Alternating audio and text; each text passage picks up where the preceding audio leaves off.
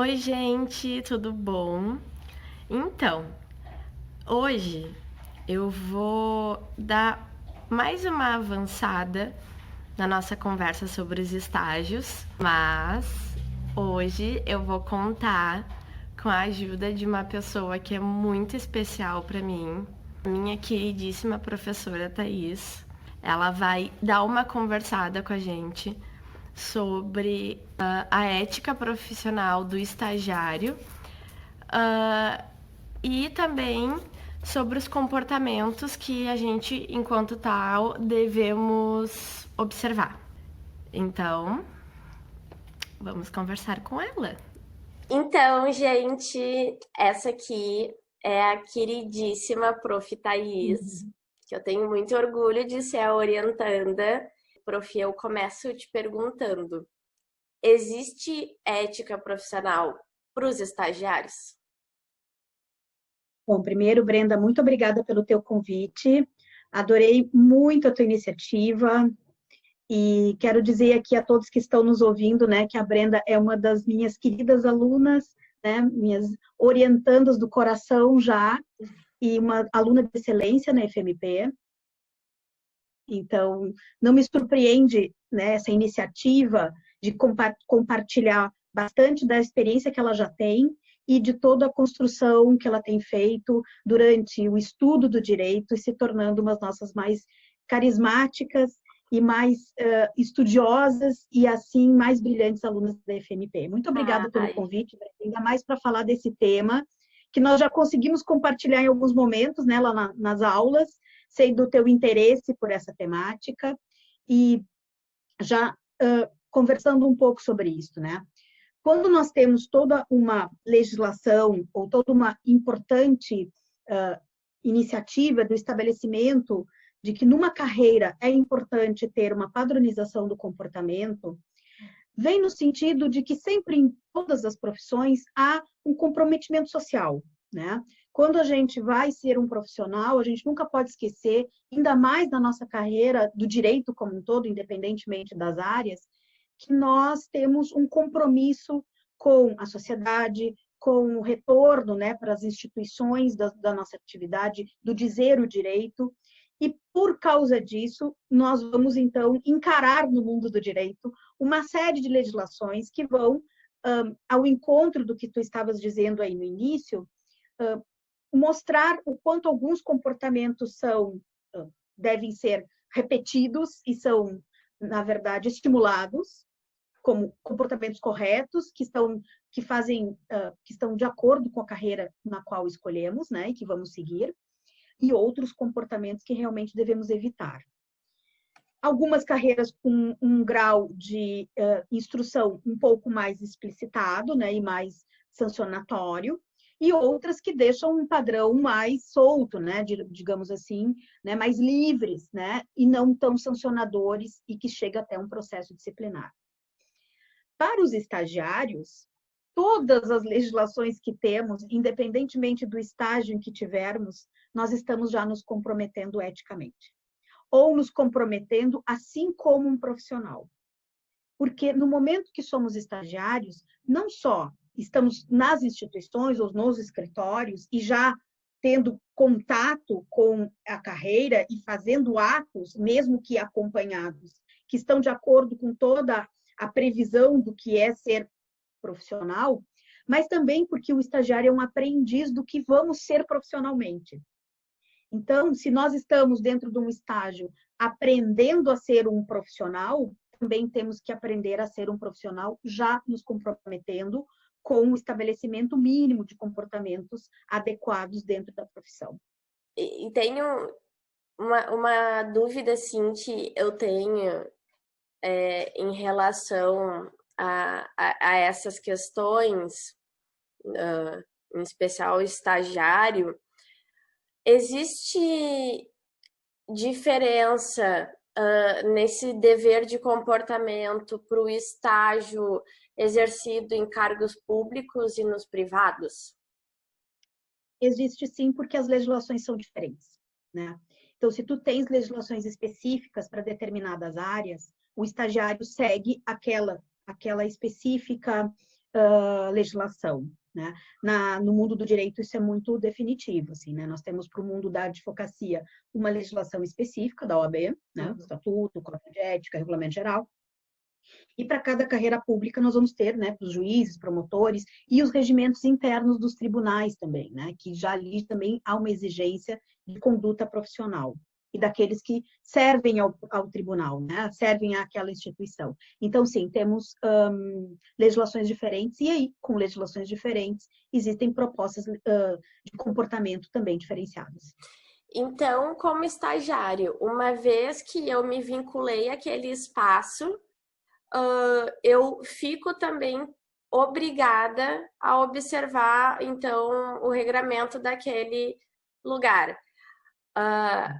Então, tu indicaria que quem vai começar um estágio dê uma olhadinha nesses negócios ou não precisa? Não, eu acho que é sempre importante, né? Porque se a gente vai fazer parte de uma instituição, fazer parte de um escritório, não é bom a gente já chegar, né, se equivocando ou não sabendo as regras de como devemos, né, regras já estabelecidas para esse profissional. Acho que isso também faz parte de eu me colocar bem, né, naquele lugar onde eu vou praticar este ato. Mas a gente também não pode esquecer, Brenda, que todo estagiário, como ele é aprendiz, ele está sempre sob responsabilidade de alguém. Né? Quando a gente assina lá os nossos contratos de estágio, tu vai ver lá que tem o responsável, né, no lugar do teu estágio, um profissional, um advogado, no caso nosso, ou dentro dos tribunais. Esse profissional, ele tem também o dever de te colocar o estabelecimento dessas regras. Assim como aquele que é responsável pelo teu estágio é responsável por te ensinar a tarefa do dia a dia, ele também está ali para te ensinar como ser um bom profissional em todos os sentidos. Sim. Né? Então, por exemplo, num escritório de advocacia, é importante que o próprio escritório perceba que vai, em algum momento, ter que explicar ao estagiário também o estatuto, também o código de ética e também aquelas questões que lhe afetam. E tem regras específicas no estatuto, no regulamento geral e no código de ética que afetam diretamente o estagiário. Né? Aquela questão que a gente sempre fala, né, quando falamos nesse tema, de que o estagiário ele não faz praticamente nada sozinho. Né? Todos os atos do estagiário, eles estão sempre sob supervisão, devem sempre estar sob supervisão, no mínimo. Né? Quando não deve o ato ser acompanhado, que é a regra geral, por um advogado responsável por aquilo que aquele estagiário está fazendo. Então, dentro dessa perspectiva da tua pergunta, Brenda, obviamente que no lugar onde eu estou trabalhando, se tem pessoas que são responsáveis por me ensinar o ofício, também é ensinar o ofício em todos os sentidos. E aí, nessa questão que tu falaste agora sobre a questão da importância do acompanhamento, eu fiquei agora me questionando porque durante essa pandemia foi autorizado, né, através de uma das medidas provisórias do governo federal, que o estagiário também faça trabalho remoto. Como é que o nosso trabalho pode ser acompanhado pelos nossos responsáveis nesse sistema, digamos assim? A primeira questão, eu acho que não faz muita diferença, Brenda, se tu estás presencialmente ou se tu estás à distância. O acompanhamento é a supervisão mesmo, não é?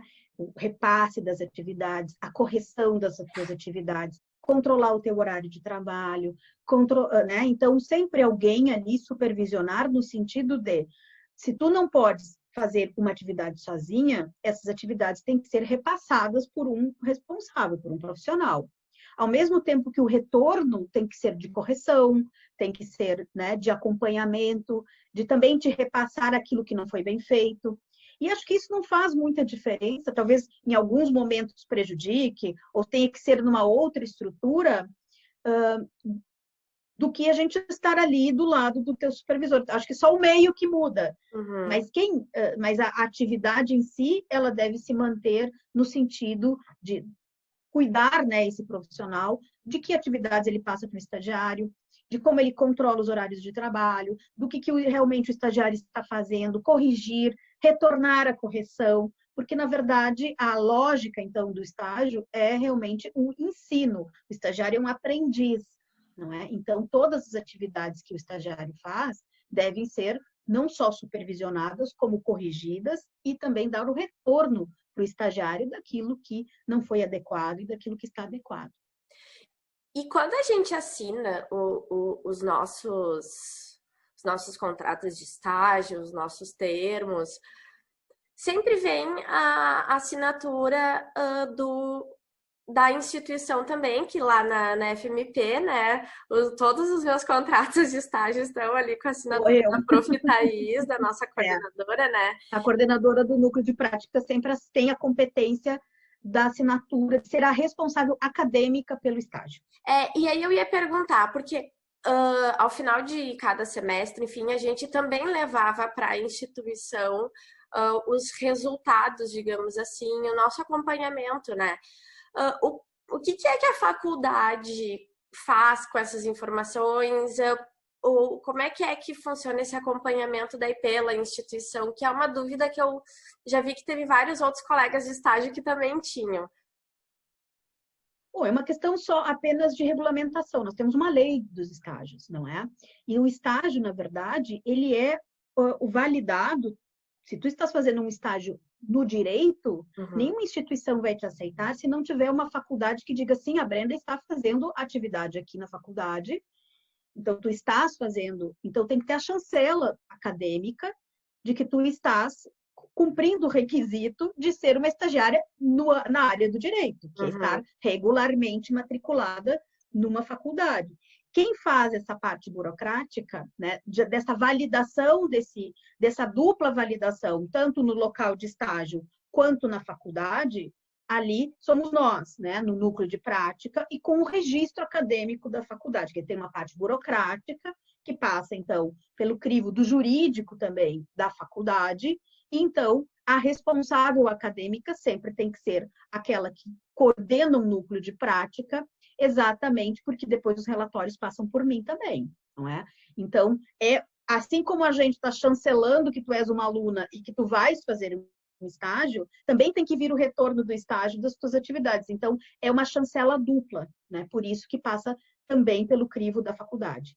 E eu não posso deixar de aproveitar que a gente está com uma coordenadora do núcleo de prática, que é uma dúvida geral, que tem gente que tá nesses grupos do Facebook perguntando no primeiro semestre, porque já quer saber no final.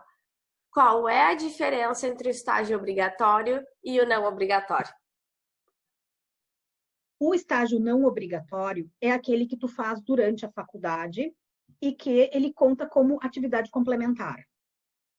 Que tu faz, Brenda, se tu tens interesse de fazer, ninguém te obriga a fazer estágio em nenhum momento da faculdade. Então tu faz, porque é um complemento. A gente, claro, tu tens que fazer um X de horas por causa da atividade complementar, mas tem uma série de colegas meus que tem, por uma questão da atividade que fazem, ou são servidores, ou são militares, que são proibidos de fazer estágio. Esse estágio currículo livre, né? O não obrigatório. Então, esse é da livre disposição do aluno. Se ele quer fazer, como ele quer fazer, aonde ele quer fazer, em que período ele quer fazer, e ele se habilita, assim como os pré-requisitos que existem nos escritórios para entrar, ou no tribunal e etc. Entretanto, existe uma ideia curricular que nenhum aluno pode passar pelo direito sem ter uma parte prática, mesmo proibido de fazer os estágios com contratos e etc. Não há, dentro da FMP, principalmente, a ideia de que seja possível um aluno que cursa todo o direito e não pare em algum minuto para fazer prática real. Porque nós temos as cadeiras de prática simulada, tu já deve estar fazendo algumas delas, os teus colegas também, e são práticas simuladas, né? Você simula uma situação jurídica. Mas também tem que ter o dia a dia da realidade do direito. Então, algumas faculdades têm isso de uma forma, cada faculdade organiza da sua maneira, até onde é o limite, né, que a gente tem de liberdade, de curricular, mas na FMP, então, vocês têm uma disciplina para isso, né? E nesta disciplina, vocês são obrigados a fazer uma prática jurídica, que não necessariamente é estágio. Esse estágio com um contrato, tá? Nós fazemos prática jurídica de várias maneiras. Então, nós temos os estágios contratuais normais, que tu faz no escritório, no TJ, no MP, mas também tu tem práticas jurídicas com convênios de projetos que nós temos na própria instituição. Então, por exemplo, nós temos um escritório modelo montado na FMP, que os alunos, então, da disciplina de prática estágio obrigatório, podem cumprir a necessidade de prática real no nosso escritório modelo, que tem clientes reais, que é um escritório de advocacia montado. Né? A gente tem convênio com a Santa Casa, com o Pão dos Pobres, para atendimentos específicos. Nós também temos convênios com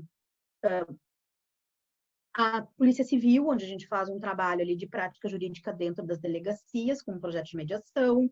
Nós temos também um convênio com a promotora da infância, e eles, então, os alunos que quiserem fazem prática jurídica acompanhando o trabalho de uma promotora, especificamente, que é a promotora Sinara Dutra, num trabalho lindo que a gente faz lá com o projeto Acolhimento, trabalhando com as questões das crianças e adolescentes institucionalizados.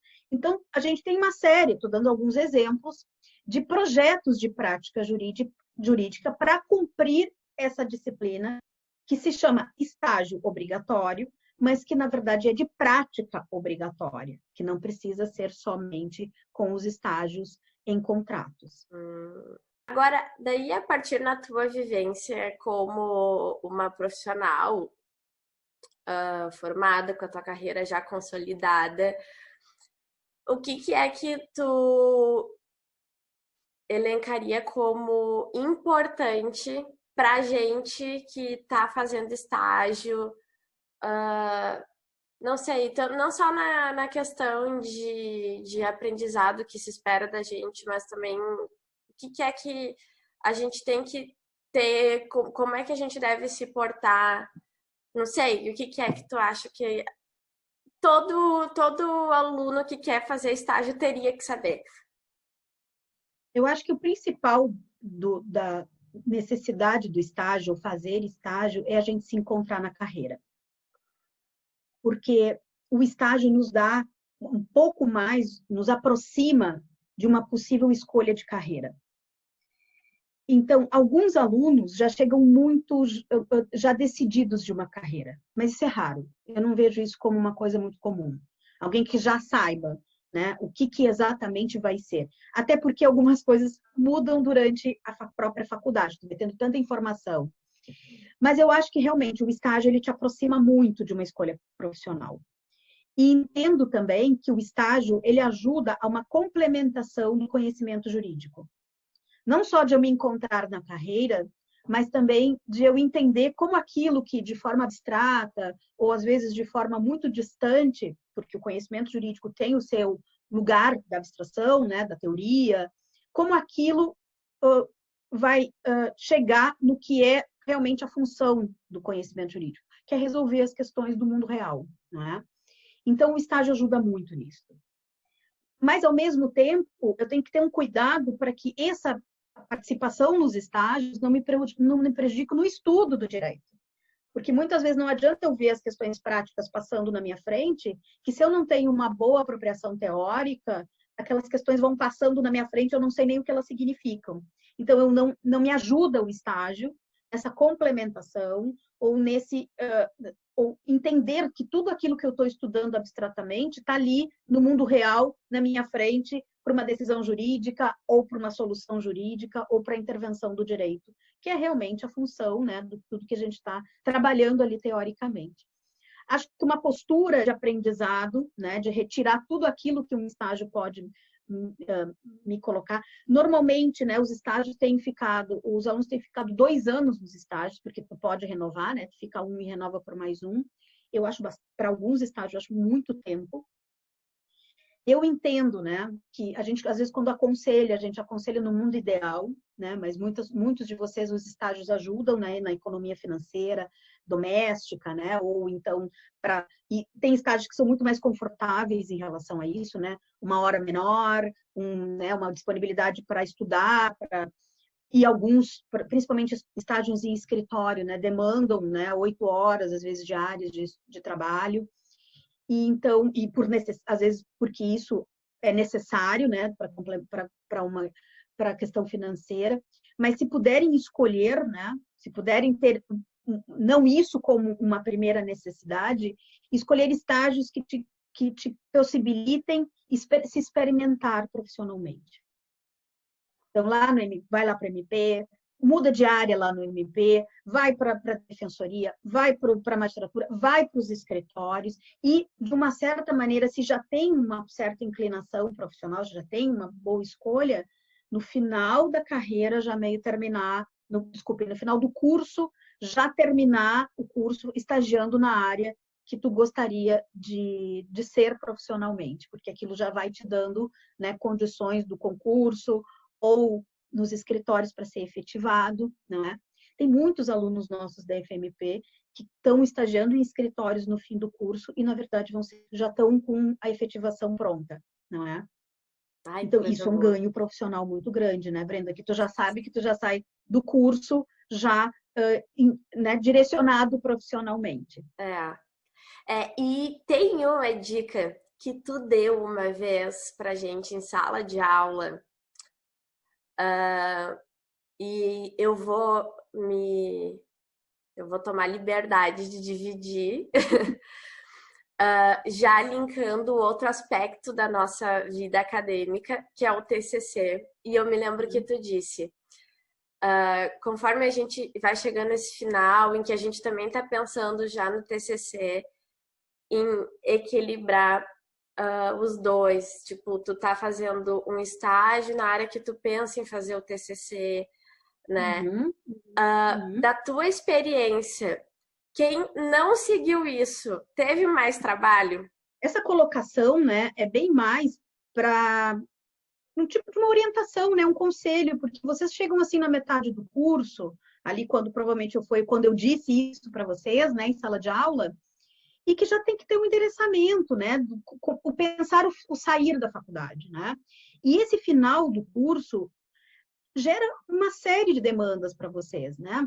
Vocês têm que pensar que vocês estão saindo e tem que se direcionar a uma carreira, se vocês vão fazer concurso, se vão advogar, prova da OAB, tem o TCC, tem a formatura, não é? Tem os estágios, então tem uma série de pressões também, né, da carreira, profissionais, pessoais, que vão chegando e vão, né, apertando vocês.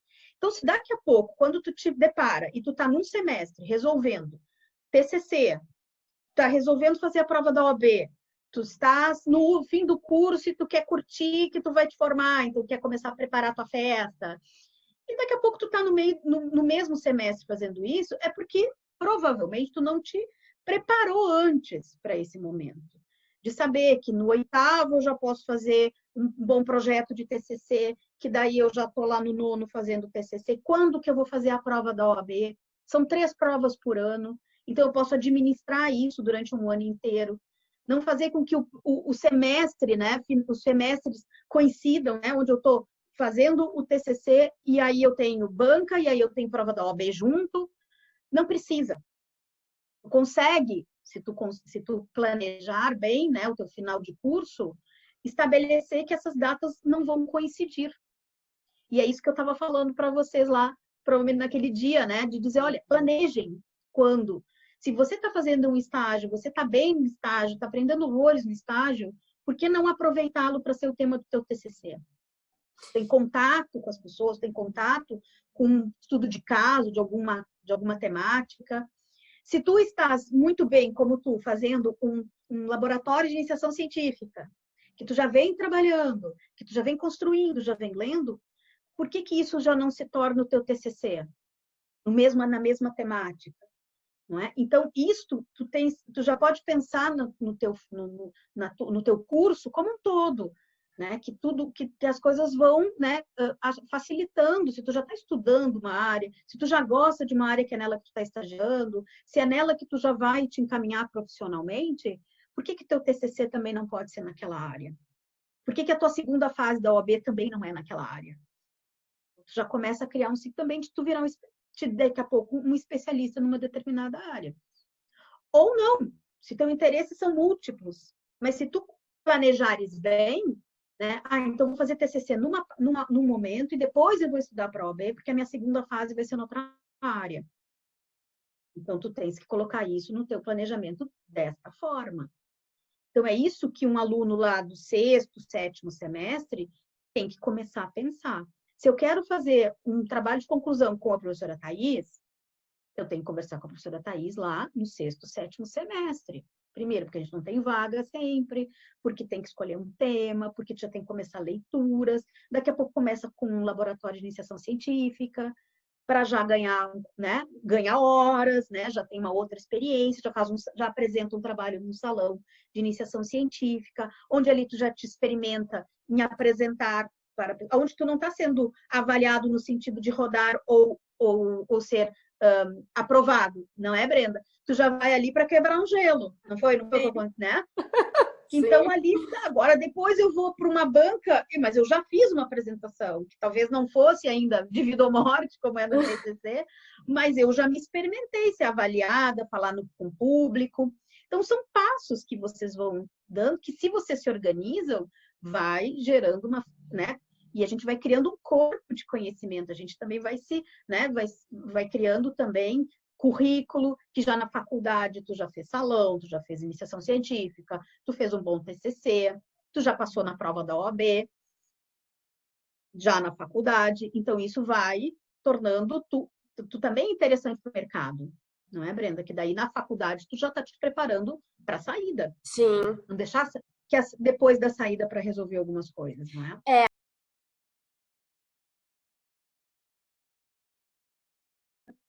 Tu não tem em todos os ambientes, e a gente não consegue fazer isso na graduação, que todos os conteúdos que a gente apresenta na graduação, a gente consiga fazer um preparatório direto para uma prova de ordem. Isso em qualquer matéria. Sim. Então, quando tu vai para um concurso, para um processo seletivo, tu sempre tem um estilo de prova e uma forma que aquele conteúdo ele vai ser alvo, né, das tuas respostas, dos teus questionamentos. Então, independentemente de ser ética ou ser qualquer outra matéria, tu sempre vai ter que fazer um estudo direcionado para o processo seletivo que tu vais enfrentar. Se tu vai fazer Ministério Público, se tu vai fazer magistratura, se tu vai fazer defensoria, se tu vai fazer as carreiras da polícia, tem edital que vai te pedir matérias diferentes, que vai ter bancas de concursos diferentes.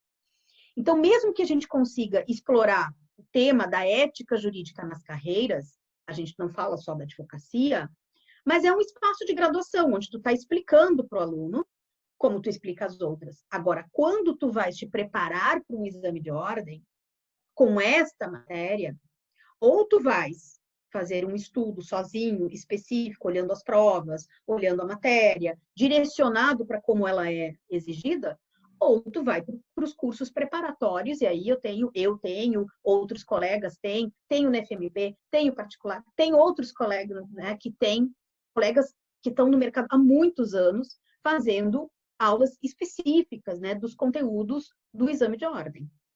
Porque ele é um concurso como qualquer outro, né? Ele tem uma banca que elabora a prova naquele sentido.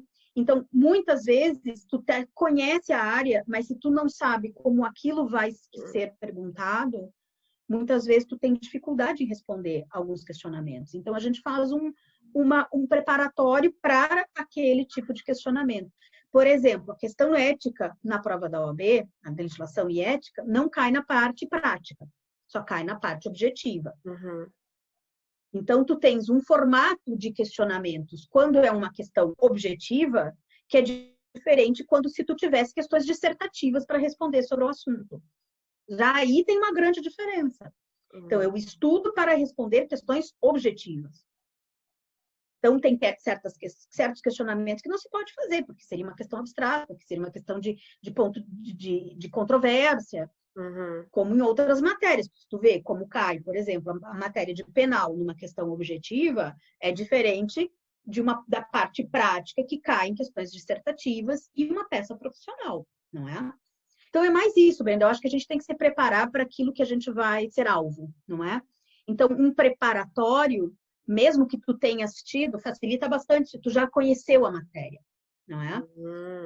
Mas se tu não conheceu, aí tu vai ter que fazer um estudo específico, porque essa parte é muito importante na primeira fase, né? Cai em número considerável de questões, né, de ética e legislação no exame de ordem, em comparação com as outras disciplinas.